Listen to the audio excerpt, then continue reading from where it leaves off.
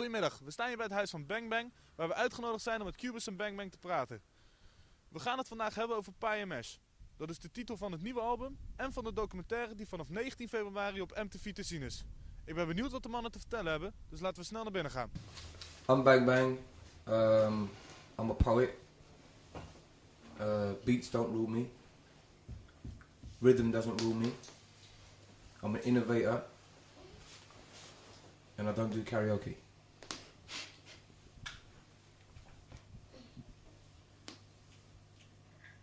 Not dizzy. Dizzy. Google. Google, okay. Google. What do you think that's the difference between this album and the learning curve?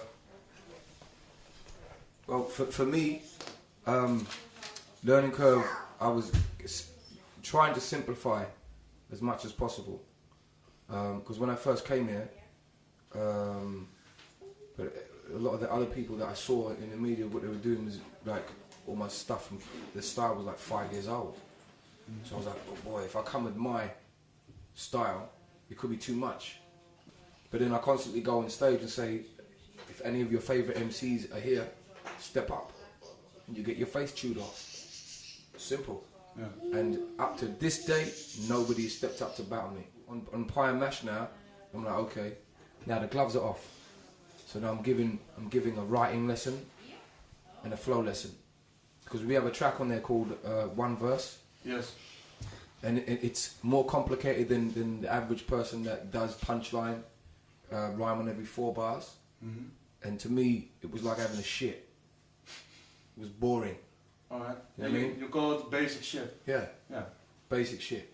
But and it's like, you know, it's like Sound of a Boy. It was very well received here. Yeah. But listen to the rhyme. My creator gives another day for me to play. Before I play my game, I gotta pray.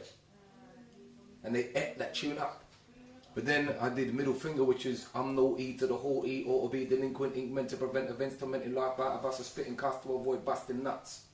That's what you call a pattern. I'm using intricals in words, right? And it went over people's heads. What do you think that is the difference between you two and other Dutch hip-hop artists? We're adults. So you're basically going, okay, let me do this thing that I know everybody likes. The problem is that when that person is in the country touring, nobody's looking at you anymore. They're going to go to the original, right? So the difference between us and the rest of the hip-hop artists here is that we've created our own genre.